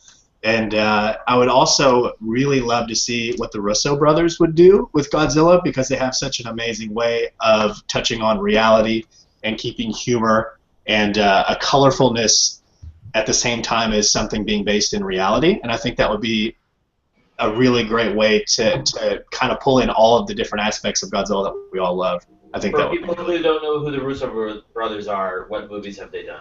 They have done the Captain America sequels, so Civil War and Winter Soldier. And Rian Johnson did an excellent sci-fi film called Looper, as well as a couple others. He's a very talented man. Thank you, Kyle. Looper. So that's not going to happen because they're tied up, and Gareth Edwards is now also doing Star Wars. So I'm actually really nervous about that movie because of him, but we'll talk about that later. Mm-hmm. But to me, I am actually looking forward to that sequel because I do like the design. It's not my favorite design, but to me it embodies a lot of why I love the 1962 suit. It's a very large, bulky, intimidating, powerful reptilian suit, the 1962, and I feel like a lot of that character exists in the 2014. I actually really dig it. I also study Archosaurs, and I'm a big natural history wildlife person, so to get a Godzilla that looks like a real thing that came from this earth is also really neat to my brain. It really appeases the weird parts of me like that. But I don't think him exiting is a bad thing, except for on Skreonk, I actually had a contact that was part of Edwards' camp that sent us the exclusive concept art and stuff that we got, and he's exiting the second film with Edwards, so that really sucks for me. But I think it'll be really good for everyone else in the long run because the whole time, everything we just said, we're all really touching on the things that are really wrong with that movie, and I was just really nervous we were going to get bait and switch round 2, and now hopefully that can't happen. So hopefully we actually get to watch this version of Godzilla fight Mothra and Rodan and Ghidorah and the other monsters that they have the rights to, instead of watching it on a TV screen with a kid. Yep. In another scene. That's all for me. Yep, there's no surprise anymore. Like, we know what Godzilla is like. Don't dick tease us the whole way through the movie. Anyway. David, we want David's real opinion. Unfiltered, honest. Dun, dun. Well, no. You guys have pretty much said everything that I want to say, and I'm kind of stoked that you feel the same way I do about the movie. Maybe not as intense as I feel, but I'm going to start with something positive. The fact that 2014 generated so much interest in the character is a really good thing. And I really do hit myself that before I get into what I'm going to say next. So unless this new director changes almost every aspect of the 2014 film, I could give a rat's ass if it comes out in 2019, 2045, or whatever, because as you all know, and I won't go into it, so disappointed with the film. It wasn't Godzilla to me. In the pantheon of Godzilla, it's going to be a forgettable footnote for me. The character, the design, the film, the acting, and the score were just like forgettable schlock to me. So, again, I really feel. That's Wegby. That's it. And you know, it was actually a lot of fun to watch so many fans scrambling around and like really losing their minds that he's not directing the next one, because I guess they wanted the same shit that they just got in the last one, which I think John alluded to, was a worry of his that we were gonna essentially get the same film a second time, because Hollywood is typical for doing the same thing again if it makes money, and with very few changes. But really, you know, I'm putting all my eggs in the Shin Godzilla basket, as it were.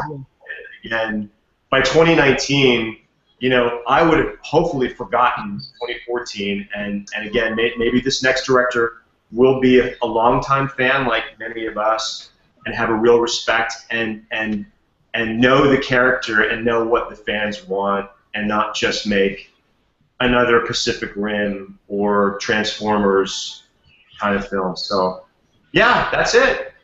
I'm done. Sorry about it. Oh my God, you guys, hang on. I went to Seattle and I visited David right before I went to Japan, and we went to dinner at a place called, is it Tanaka-san? Yes, Tanaka-san. Yeah, and on our table, they have, on every table, they have these spray-painted gold Godzilla figures. And on our table was the 2014, and we were like, get this fucking thing out of here. Changed it with a 54 next to the table next to us. Anyway, sorry. No, I actually switched. As soon as the table left, I grabbed the 54 and switched it out with the 14, because I didn't want to even see it at my table when I'm eating. Would have lost his appetite. Well, on that note, David, you guys are awesome. I've got to head out. Rich, congratulations on the last show in the original FE. I don't want to do the whole toast because that's for the end of the show, but I just wanted to say congrats, dude. I've loved being a part of this for 2 years. Cheers to you, John, and thank you for being here with us. Thank you, guys. Enjoy the next hour of the show. And I will say you will see John at G-Fest, at Fresh Vinyl Live at G-Fest, so John will return, like Iron Man returned. Night, fellas. Bye, guys. Thanks for watching, everybody. See you later. Take care, buddy. All right, Brian. Yo. Thoughts? Gareth Edwards stepping out. Did you already? All right. This is where me and David will never speak again. No. Here's my thoughts are like this. First of all, American directors, producers, whatever, don't understand Japanese monsters. That's number one. You can watch any American monster movie. They're always big bugs. They're always these like personality-less creatures that were made by atomic, something. It's always the same thing. Godzilla in Godzilla 2014 didn't have a lot of personality. He was just sort of. He wasn't Godzilla that we grew up with. He's not, So, but he also wasn't a giant ant. So, in that regard, I think it's a good movie. It's a million times better than Godzilla '98. When I made my list of top Godzilla movies, I think it ranked right around the midpoint of the entire series. I think Gareth Edwards is a pretty good director. I think they wanted a first-time director because I think they wanted to have control over what the movie was going to be and what the budget was going to be, and I don't think the budget was big enough to have, it cuts away from Godzilla when you want to watch Godzilla, and I don't think that Gareth Edwards went into the movie thinking this will be cool. I'll cut away from the monster fights. I think he was hamstrung by a studio that was like, we don't even know if this movie's going to flop or not. So this is what we're going to do. We're going to do it this way. We're going to be budget conscious. And I think when Jurassic World came out and showed, like, yeah, people really do like watching big giant creatures fight each other.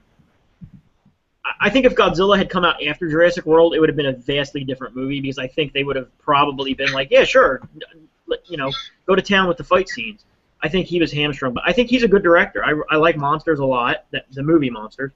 I like Godzilla 2014. I think right up until it cuts away in Hawaii to the kid watching it on TV. I think from that point, from the very beginning up to that point, I think it's a fantastic movie. I think it's really, really good. I think the Hawaii scene is awesome. I think it's tense. I think it's one of the best entrances that Godzilla ever gets in any of the Godzilla movies.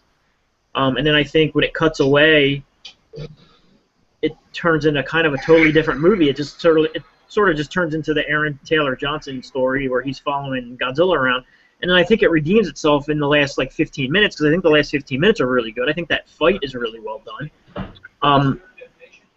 At the end, it sort of feels like a 70s Godzilla movie as he's swimming away, and all it's missing is the main cast waving to him and saying goodbye, goodbye, and otherwise it would have been a 70s Godzilla movie.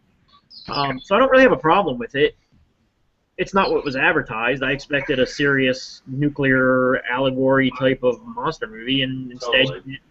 instead you got Godzilla versus whatever from 1970 whatever. It's still, to me, it's not a bad movie. I went into it, I liked it a lot when I first saw it, and then I didn't like it a lot for a while, and now revisiting it, I do like it again. I think it's good. I don't, it is what it is. I don't think they need to make King Kong versus Godzilla. I think that's a stupid idea. I don't even know what they're going to do with it. I mean, are they going to have a 400-foot tall King Kong fight Godzilla? I mean, what is the plan? The King Kong in the upcoming Skull Island movie, I guess, is going to be a different King Kong, and he's going to be much bigger. Here's my take on one, them pushing the movie back, and two, him not doing the second movie. I don't even know, honestly, if we'll ever get another Godzilla movie again, because I think if Skull Island flops, I wouldn't be surprised if they just canned Godzilla. I agree. I think that's kind of what they're waiting for. I think they really want to see what Skull Island does, and then if Skull Island flops, I think that'll be the end of it. I don't, personally, I'm kind of pissed that they're doing King Kong anyway, because I think King Ghidorah should be, if they're doing a trilogy of movies, King Ghidorah is the Godzilla villain in that. Agreed. You know what I mean? It's not King Kong. And by that same token, I don't want to see King Kong and Godzilla team up to fight King Ghidorah. Well, I don't know. Maybe I do. That's kind of cool. But now that I think about it, it's kind of cool. But King Ghidorah should be the big bad guy. You know what I mean? It's like, to me, it just makes no sense that they're going to rush into the second movie. They're going to put all these other monsters into the second movie in a sequel to a movie where we barely got any monsters as it is. Now suddenly there's going to be 4 monsters that are named monsters. I don't know. I don't have much hope for it. I wouldn't be surprised if we never got another American Godzilla movie, which I don't know if that would be bad or good. I don't know. I think it'll happen. I don't think whether we get another American Legendary Pictures Godzilla film hinges on the success of whatever King Kong project they're working on. I mean, Godzilla 2014 did make a lot of money internationally at the box office, and I think we're going to get at least one more just on that How basis. often do they wait? A movie studio doesn't generally wait 5 or 6 years to release the sequel to a blockbuster movie. You didn't. You look at Marvel. You're getting 6 Marvel movies every year almost. Yeah, but Godzilla's not Marvel. Marvel is wildly successful outside of the films. Yeah, I agree. I don't know. I just You have a point, Brian, because Hollywood strikes when the iron's hot, and the fact that it's on the back burner makes me believe that they're really not interested in doing it at all, because it would have been already in production. It would have already been in production if they were serious about it. I agree, and I wouldn't be surprised if the studio even told Edwards, "Look, if you want to pursue other things, go right ahead," because they may know, look, maybe this isn't. Maybe we don't want to put all any eggs in this Godzilla basket. The word of mouth on that movie kind of killed it. Also, I think it did really well the first couple of weeks, but then as people saw it and they were like, hey, Godzilla's really not in this movie very much. You're going into now a second movie where the audience is thinking in their heads as they watch the trailers, like, yeah, the trailers for Godzilla 2014 were awesome too, but Godzilla wasn't really in that movie. So what makes me want to believe that this movie is going to be any different? How do I, you know what I mean? Yeah, it's cool. King Ghidorah's in it. Cool, Mothra's in it. Cool, Rodan's in it. But if I go see it, are they going to be in it for 5 minutes, or is it going to be like a legitimate monster? So again, I don't. To me, I wouldn't be terribly surprised if they were just sort of kind of done. We shall see. We shall see. But let's talk about something that's happening in about 2 months. Shin Godzilla comes out July 29th. 2 months. First Godzilla film in what? What is it? 13 years? 12 years. 12 years. Almost 14. What time? You know, it's been a while. Brian, we'll start with you and go back. Oh God, I just got done with my. Yeah, I know. We did like a little loop-de-loop here. You're on a roll, Brian. Keep going. I'm gonna go in the exact opposite direction for Shin Godzilla. I was so excited about Shin Godzilla, because back to what I said about America, like Godzilla is Japanese. The Japanese get Godzilla. The Japanese understand that you can impart personality into a monster. Like Mothra would never have been an American monster. That's just so ridiculously Japanese. So yeah, it's awesome. They're going to do a new Godzilla movie. Couple that with the fact that the director of that movie is has done some of the most awesome stuff in the 90s. With the Gamera movies, which I think Gamera 2, in my opinion, is the best kaiju movie since Destroy All Monsters. So it's just all very cool and exciting. And then the design leaked, and some people hated the design, and I understand why, but I thought the design was cool. I think it looks like Godzilla, the original Godzilla. Obviously horribly, burned or mutilated, but I get what they're going for with that. And then the trailer dropped, and that trailer looks like shit. Frankly, I mean, I just think it looks bad. He doesn't move. When he does move, it looks like a hand puppet.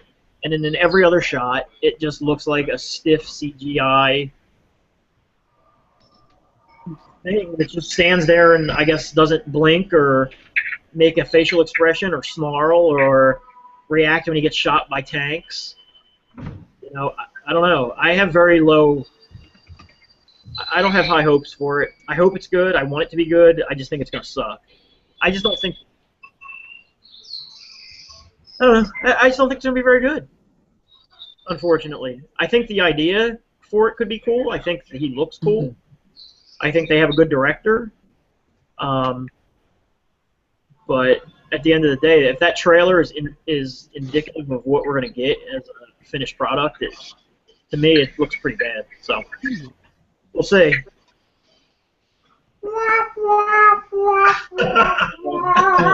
The thing that sucks is I think if it's bad and if it does bad, I really don't think Toho will ever revisit Godzilla again. They make enough money just licensing him out for for freaking T-shirts and Happy Meals in Japan. Like they don't need to make Godzilla.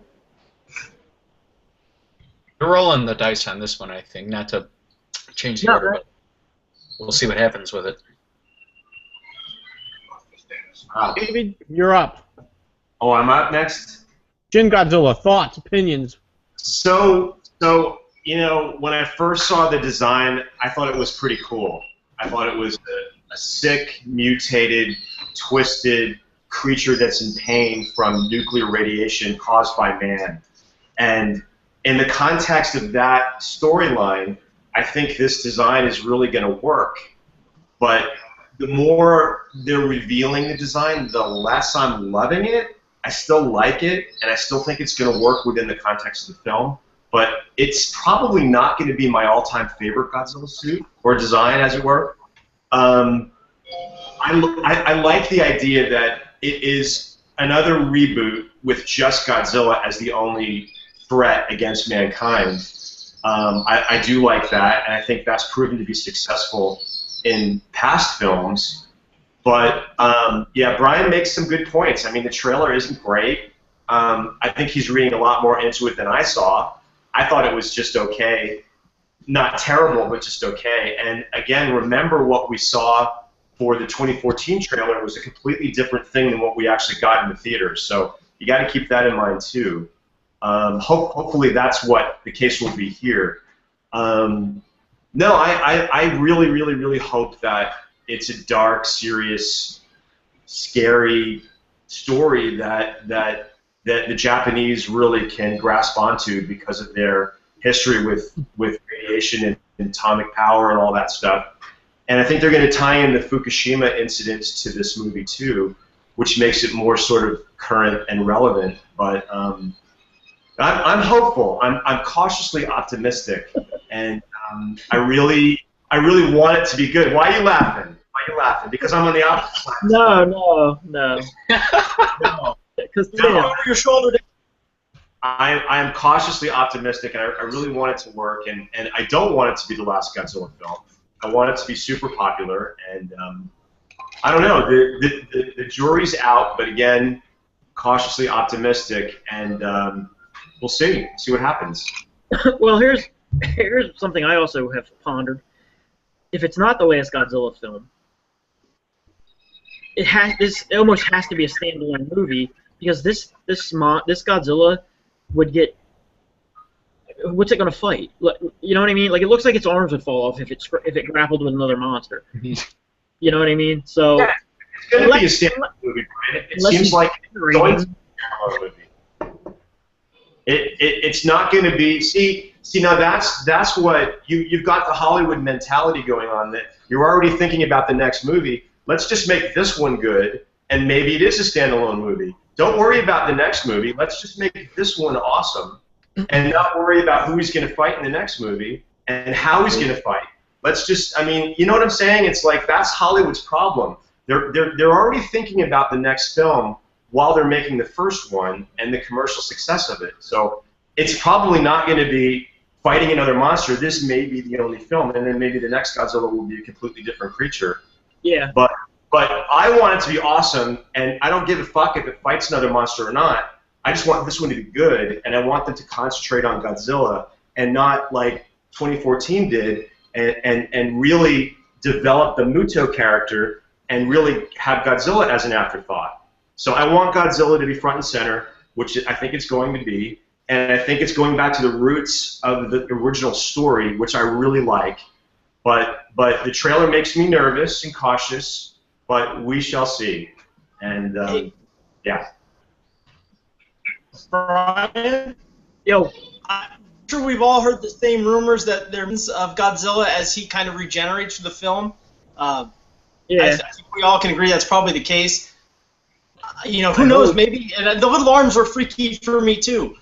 So I'm tending to think that what we're seeing now is kind of unfinished and will not be representative of what he's going to look like in the last shot of the film. I kind of think so too. I mean, it looks to me like something, and this is just me pulling stuff out of my butt, but if they're going to incorporate Fukushima, you know, you have the Godzilla skeleton at the end of, the original Godzilla, and whatever happens at Fukushima happens, and that skeleton sort of reanimates itself, and that's maybe we're looking at like the mid section of what that skeleton is reanimating itself to. Mm-hmm. That would be cool as hell. If they're not doing that, then they should have hired me to write the movie, because my idea is quite cool. My big concern is that I think because it's. Oh, I don't want to talk over David. No, I'm done. I think. Oh, okay. I think my concern is it feels really Attack on Titan-ish to me, and yeah. I worry that it's going to look dated in years to come. I think it's going to look very dated. It looks dated now.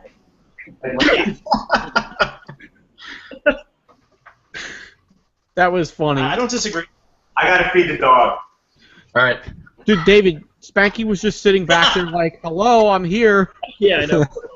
No, he's been out. He just wants to eat. That's his I want to eat pose. Yo, Trixie!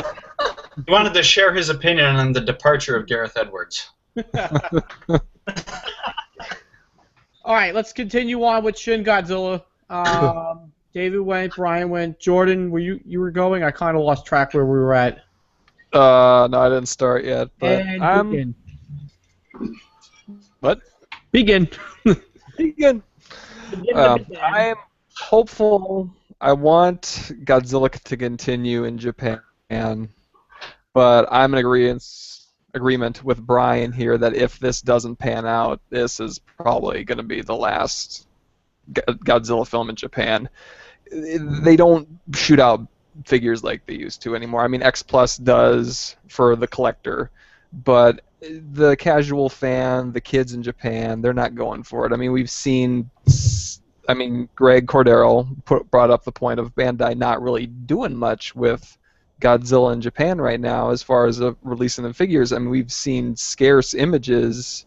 We've heard things like we're going to get a 6-inch, we're going to get a 12-inch Shin Godzilla, we're going to get a 3-piece high-grade set, we're going to get a few re-releases of Movie Monster series and Bandai Creations. We're going to get stuff like that. They're not really...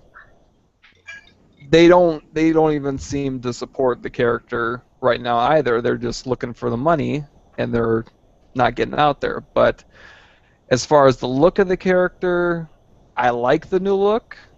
He's got the menacing look to him. I'm not too thrilled about the, well, for lack of a better term, the gunt on him. As you can see in that picture of the figure, he's got just this overwhelming paunch. How about that? With really fat legs. I mean, you think the Heisei Godzilla was fat as you got into Space Godzilla and Destroyer. I mean, look at him now. He looks like he's been chewing on Nutella and Oreos for the last 16 years. So, I'm hopeful. I'm hoping they go back to the original. He's a representation of nuclear horror and everything. So, just holding out hope, basically. I'm looking forward to it. Boom. All right, Kyle, thoughts, opinions? Well, first off, I really do like the Shin Godzilla design. I think it's really cool looking, but that's almost a flaw, is that it is really cool looking, just in the same way that Burning Godzilla is really cool looking, and in my opinion, GMK is really cool looking. Those aren't,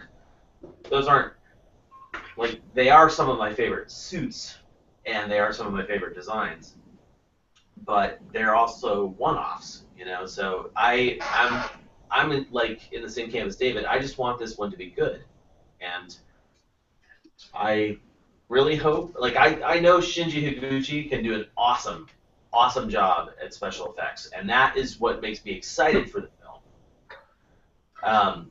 But it's, you know, in terms of, like, am I excited for the movie itself? I'm excited that it's going to come out. I'm excited that Godzilla has a chance to become something more to the, you know, the Japanese movie watching public, or, you know, the Japanese collectors or the kids out there. But, you know, whatever happens, happens. You know, you gotta be kind of zen about these things. And if this new Godzilla movie, Godzilla Resurgence, just doesn't play well, yeah, Toho probably is just gonna say, well, that was a failed experiment. So I agree. And again, like, I love Godzilla movies, and there's this part of me somewhere on a primal level. I am just, every Godzilla movie has flaws, and there's this part of me that is like, please let this next movie be the flawless Godzilla movie that I want. And it's just, it's like a pipe dream. It's never going to happen, but, you know, I'll still go to the, I mean, if it comes to American theaters, I'll absolutely go to the, if it comes out on DVD, I'll get that, you know. I'll support the franchise, because I'm a good soldier, but, you know, whatever happens, happens, and hopefully it's good and makes things awesome again. Makes Godzilla great again. Let me ask you guys, all you guys, a question. Yes. to me, to me, as much as I like a dark, serious Godzilla movie, how great would it be if you just got an up and coming director who just loved the '60s style of Godzilla movies, and Toho was just like, you know what? America wants to do a serious type of Godzilla movie. We're going to go back to the freewheeling Godzilla versus King Ghidorah, got Monster Zero type of movie, and it's just going to be fun and just something like that. You know what I mean? Like, I think we've probably all seen that video of that. I don't even know who it is. They did the Muso Goji costume, and they did the special. It's just a real quick 12-second video, and it's just a Musagoji costume that somebody built in a studio in Japan, and it's shooting the fire out of it. But something like that, to me, is so much more interesting than just Godzilla is this specter of impending death. I would much rather just see something 60s style, colorful, fun. I don't know. I'll just keep drinking. I'm gonna interject, but I agree with you, and I'm gonna add, and then we'll get back on track with Shin Godzilla. But I have said this on my own account. I've always felt that GMK felt like the only film outside of the Showa era to feel like a Showa film. Yeah. It had that mystical, vibe to it with the guardian monsters. It had the over-the-top acting, but it worked. It wasn't like you knew when you were watching that film that let's not take ourselves too seriously, obviously. But that I feel like that felt like the only 60s style film since the 60s. But even Toei found a way to screw that up because they made him use Mothra and King Ghidorah. If it had been, Baragon, Anguillus, and Varan, it's a million times of a cooler movie. Agreed. Totally. Yeah. Well, they kind of tried that with Final Wars, but it was unsuccessful. Very misdirected. They tried that tongue-in-cheek, sort of free-for-all, brawling Ultraman-style fighting, but they completely got it wrong. They went too far the other way.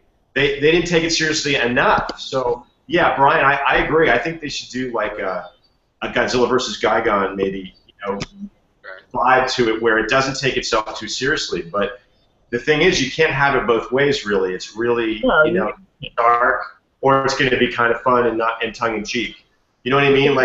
There's no way you can see Megalon as being a dark movie. No. It's not, right? But you could say all these movies take place right after Destroy All Monsters. You know what I mean? Yeah, true. And how cool would that be? All right, let's jump back on point. Shin Godzilla. Kyle, you already went, right? Yeah, but actually I'm gonna request a backup for a second. Go ahead.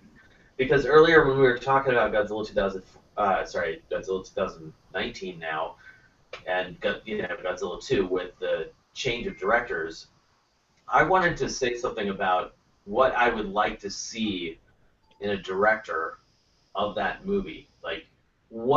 Because I don't know too many American films. I go see the big ones like the the sci-fi epics and the comic book movies because I'm a nerd, but I really don't go out and watch other films. I don't go see many action films, but I want to say that I think that Godzilla 2 could really benefit from someone who knows how to write a good action film that has a teeny little bit of comedy in it. That and someone who knows oh God, who did the Crank films, right? Those are action films that don't take themselves too seriously.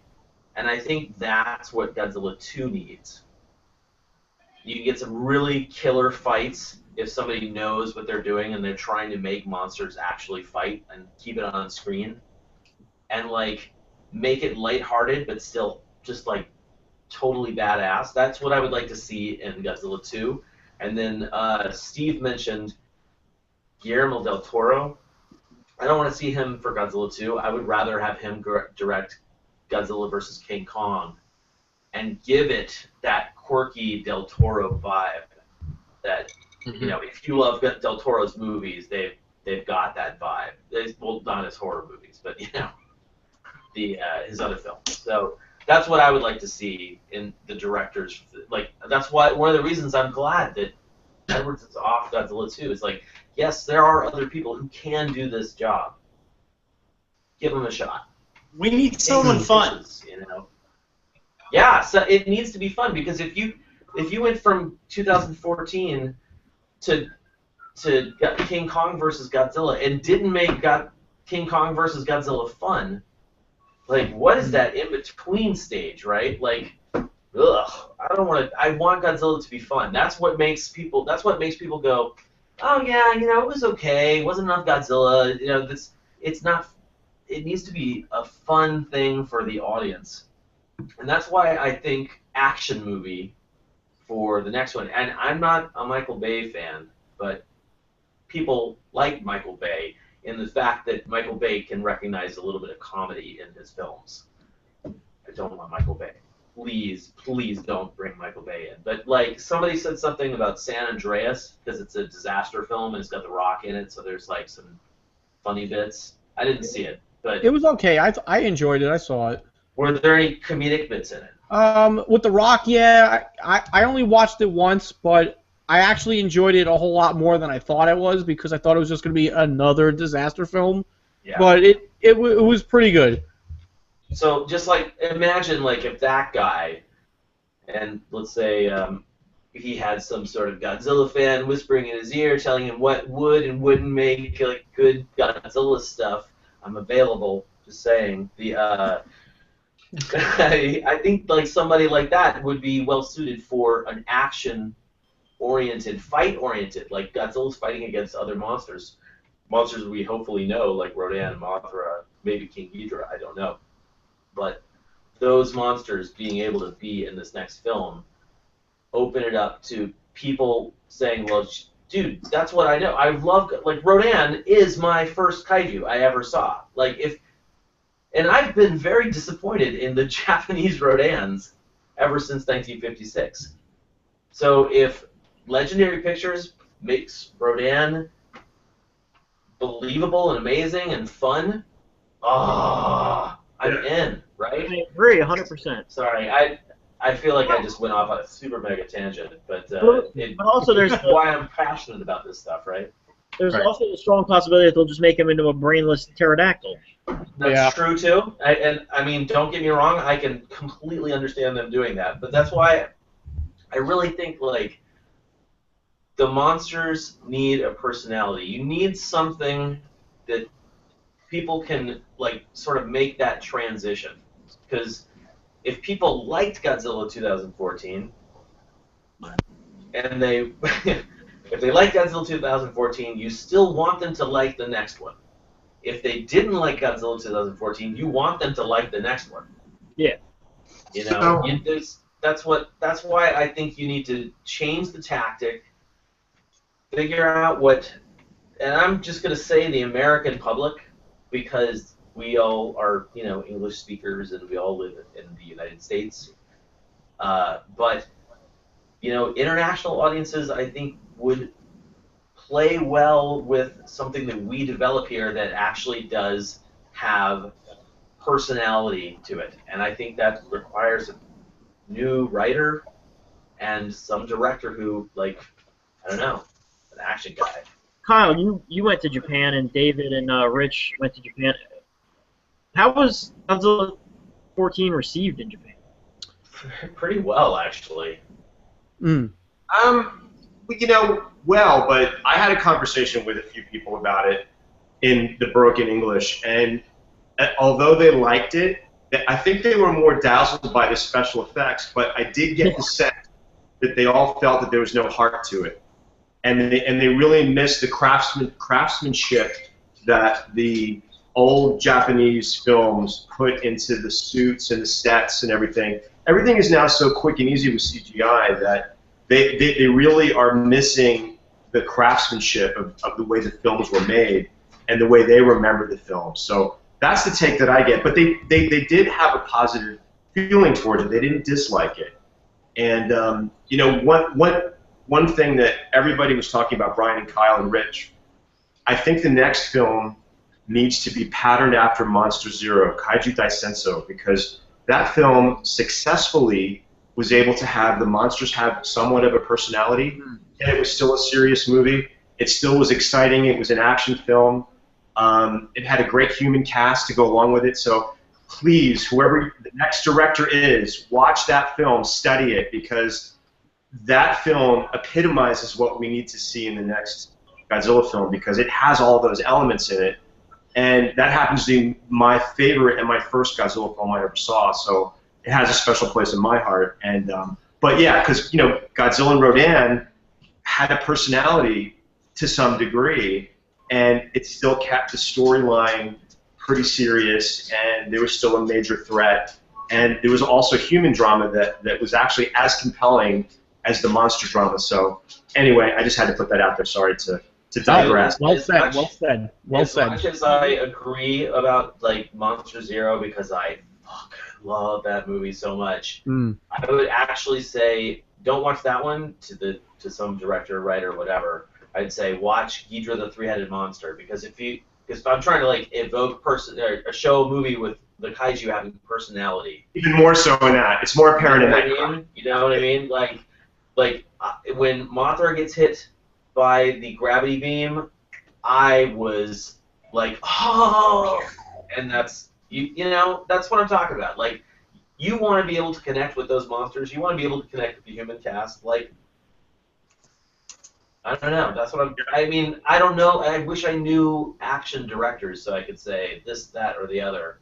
But yeah, it just needs to be fun. They need to like crank up the fun, get the audience like really feeling good. Like when at the very end of Godzilla 2014, when he beat the Muto by fucking blowing fire down its down its throat and ripping off its head, like I saw fists pumping. That was awesome. That was an awesome. Like I admit that was an awesome scene. That evokes a kind of personality, because that right there is the only time we ever really saw any. Well, Agreed. Again, I'm not trying to talk about that movie too much, but like if that's what we liked everywhere, like that was a universal thing, I think. I'm just going to say that with some sort of authority. Then that's what we should be. They should be tapping into and saying like, yes, that's what we need to do in the next movie. Make it more engaging, make it more fun. To bring it back to Shin Gojira, and also G14, you know, G14 was well received in Japan, like you guys said, probably because of the effects. Shin Gojira, for that same reason, could do terrible in Japan because of the effects. Like, I feel like if there was some sort of middle ground where they could get, you know, a good Japanese take on Godzilla, but get the effects somewhat up to snuff. Personally, I would prefer just a guy in a suit than a stiff CGI Absolutely. of something, and that seems to be the way they want to go, is to do a CGI monster. You know, I don't know. I think if Shin Gojira fails, it's not going to be. It's probably not going to be because of the story. I think it's going to be because of the effects. People just don't want to watch a movie with effects that look like something that came out of, you know, a sci-fi original, you know, on a Friday night. I can't help it. After with his head turned like that. All right, let's get back on track. We're almost out of time. Steve, Shin Godzilla, what's your thoughts?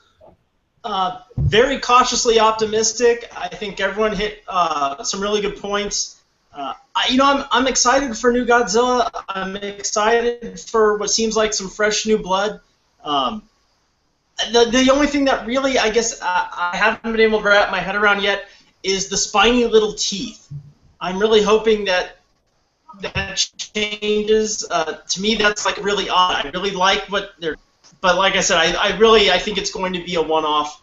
I think that it's going to really have a lot of the weight of the future of the franchise on its shoulders. I think if it doesn't do well, I think Brian's right. I think Toho can just cash checks based on the backs of people like us, long time, without having to really do much of anything. Forever.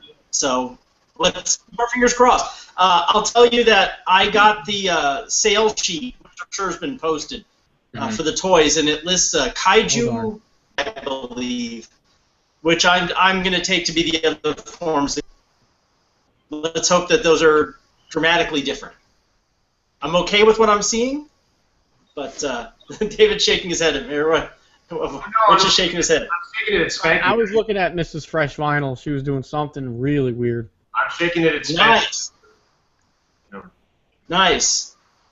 Hopefully she's like holding meatballs, because there was promises of meatballs. But I can go with the meatballs. She's wearing like a black mask thing that like supposed to, I think, I don't know, girl stuff. She's telling you it's time to cut. So yeah, it's interesting. It's a departure. I'm glad there's a new movie. Let's hope for the best. Bam. Okay. Yep. Tim? When I first saw the new Godzilla design, I was not very much a fan of it. But again, it depends on the context and how they use it. And we only have the trailer, and unless there's been another trailer that I haven't seen. The one trailer we got had some sparse scenes. It had no dialogue. We really have no idea what's going to happen in this film. So again, we need to see it before we really have any kind of judgment on it. And I don't really care what Toho is planning for any kind of sequels. I want this one movie to work on its own, and if it does, that's great. And if they decide to make sequels, they can amend the design, which they've done over the past several decades, and change it to make it more of a Godzilla fighting other monsters kind of design. But again, I just want this one film to be, I want it to be financially successful for Toho to the point where they feel comfortable making other movies, and if it works as a film on its own, then I'm fine with that. And I'm not a fan of Attack on Titan. You can kind of get a little bit of that feel from this, but that's fine. Again, I want to trust the product and really just have an opinion when I'm actually in the theater watching it, or if it comes to theaters, otherwise at home, whatever. Well said. All right, my 2 cents. I think everybody's already said, for the most part, what I think. I will say the first few thoughts off the top of my head, as far as the design, I dig it. I would say it's definitely an acquired taste, but I really like what they're doing because we really needed something totally different, totally new, just to bring a spark back to Godzilla franchise. Because as we know, Godzilla wasn't really he hasn't been that popular in Japan, since the 2000s. I mean, the Millennium films did not do all that great in the box office in Japan. And Final Wars was just, as we know, the final nail in the coffin. But I like the design. I have seen the Attack on Titan live-action films. I actually watched both of them on my way home from Japan on Japan Airlines. And I liked what I saw, but at the same time, it really made me raise my eyebrows in caution. It's like, is this the vibe that they're going for with Godzilla? Because, the CGI in that film looked cartoony. And I was like, that's the last thing I want to see in a Godzilla film. I'd rather see a man in a suit. I mean, that's what we know. But, from seeing the trailer, I like what I saw. It feels somewhat familiar from the Heisei films and some of the Millennium films. And we didn't even need any dialogue from the actors to figure out what's going on in the trailer. So it basically seems like Godzilla shows up and Japan has to figure out how to deal with it. But I'm just going to take it for what it is until we see it, But I'm going to try not to be too judgmental with that. So I'm going to trust the directors. One thing I do like is that it's a whole new generation of Godzilla creators, of film creators. They're bringing something, no pun intended, fresh to the franchise that I think is needed, at this point in time in Godzilla's long almost 62-year history. So, I mean, I go back to thinking, David and Kyle, when you guys went to Japan, when you did Hail to the King, your DVD documentary, when you guys were sitting in Kaiju Sakaba with that film crew, those suit, the people that made the suits, you were like, bring another. There you go. Make another Godzilla film, and little did we know at that point in time, here we go. So it's great to see a new generation of Godzilla creators taking the helm, and I hope they do it justice. I'm not really too concerned about what's going to happen after this film.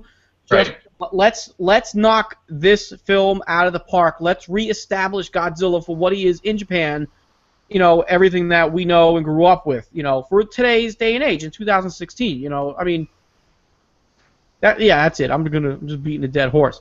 So, with that said, we're out of time. The network has allotted us 2 hours, so we're gonna wrap it up. We got just 3 minutes left. Does anybody have anything else they want to add to this? Thanks for having me on.